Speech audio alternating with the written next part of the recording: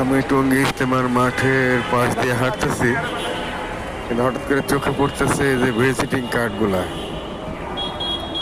দেখেন এই visiting card, এগুলো আসলে মূলত আবাসিক হোটেলের কার্ডগুলা সব ছড়ায় ছিটায় রাখছে।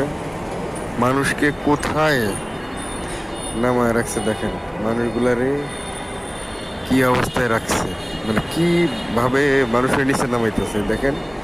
শত শত ভিজিটিং কার্ড ফালায় রাখছে আবাসিক হোটেলের জন্য। এই কার্ডে ফোন দিলেই ওই দালালরা সব চলে আসবে আর কি।